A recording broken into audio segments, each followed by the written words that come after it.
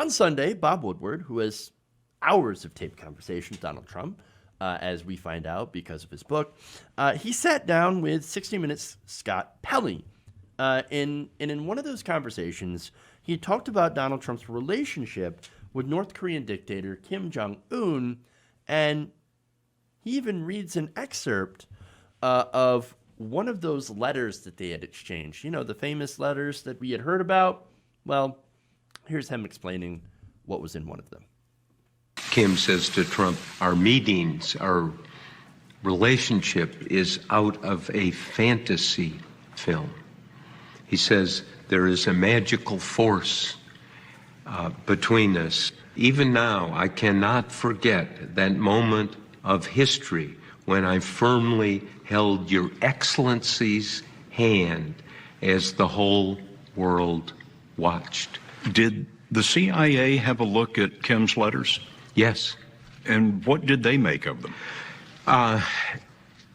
They never figured out who was writing them, but the analysts concluded that they're masterpieces because they are appealing to Trump's sense of grandiosity.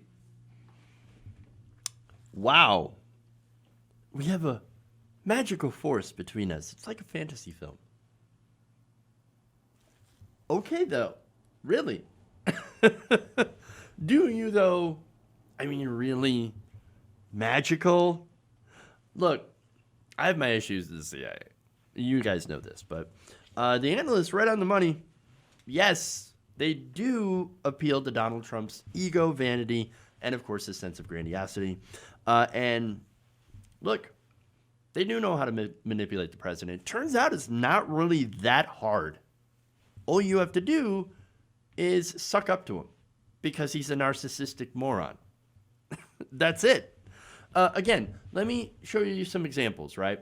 So are we focused on North Korea? Are we talking about North Korea a lot? No, not really.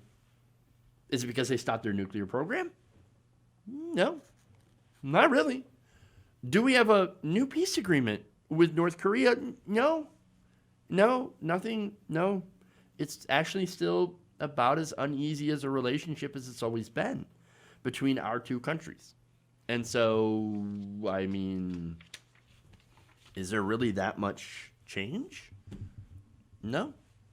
It's just slightly weirder, actually, because you've got these really strange, and again, this is what Donald Trump, I use the word, the phrase love letters, because that's exactly what Donald Trump called them.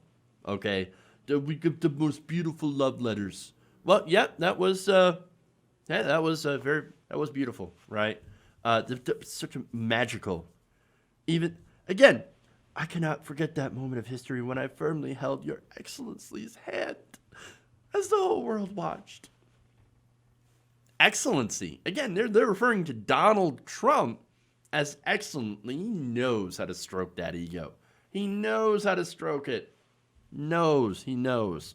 Look, what did Kim Jong-Un want? Well, I think for the most part, he wanted legitimacy, right?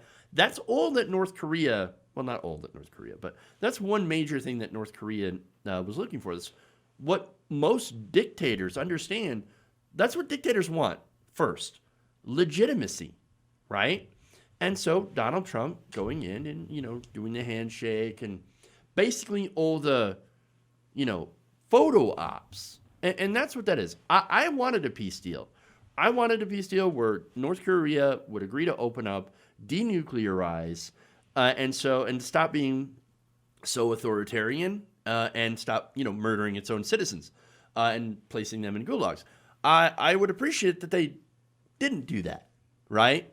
I would want them to not do that, and I would hope a peace deal would eventually lead to the freeing of North Korea by their own means. You know what I mean? The democratization of North Korea through their own means without external factors acting upon that, such as, like, for example, invasion, totally 100% against that, on all that stuff. But we didn't get any of that. But Kim Jong-un got what he was looking for. And again, that's legitimacy, being legitimized by the most powerful country on the face of the earth. That's what they wanted. That's what they wanted, and they got it. And look, all they had to do was to suck up to Donald Trump. And that's it. And understand, like, here's the thing.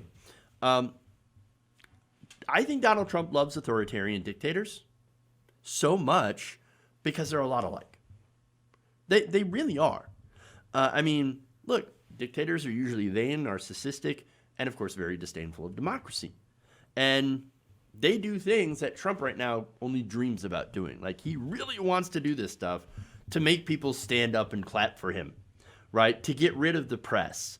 He was earlier this weekend talking about putting Obama in jail, right?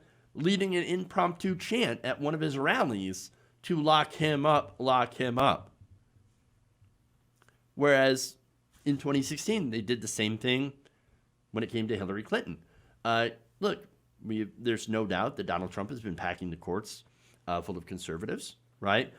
Incredibly pro-Trump conservative justices. Now, in the Supreme Court, didn't quite exactly work out because it turns out that these conservatives, Gorsuch and Kavanaugh, were just much more wedded to corporations than they were for, or I should say, for more than they were wedded towards loyalty to Donald Trump, who appointed him, who appointed them, I should say. But nonetheless, this is something that, again, usually people who want to, get into power and stay into power do. He talks about, yeah, I know. They say, oh, no, he's just joking about a third term. No, I think he's pretty serious, all right? I think when Donald Trump says something like that, you might want to listen. You just might want to listen because he has those authoritarian leanings and he wants to get and keep as much power as possible. And so, look, that's why I'm really worried about him getting a second term. It's very possible that we could continue to go in a more authoritarian direction because after all, Donald Trump, what he's been doing is he's been encouraging vigilantes to go out and hunt against quote-unquote Antifa, right? Violent. Do you think that they can tell the difference or they want to try to discern the difference between actual, rioters and people doing violence and peaceful protesters? Cops, the cops seem to be having a pretty hard time with that. And so, yeah, I don't exactly trust that they'll be able to. And he's been encouraging people to go out to protest, to BLM protests, which, again, 93% of all of them have been entirely peaceful, to cause violence, to go and, quote-unquote, challenge them with guns. And so that is what authoritarians do. And so, look, I am very, very concerned about the future of democracy because, for one thing, I don't want to have to, be at a future where people talk about how Trump has no anus. That's a future that I'm going to really try very hard to fight against to make sure that does not come to pass. But seriously, though, some Trump supporters have admitted that, yeah, if they're going to have a dictator, they'd like to have one like Donald Trump.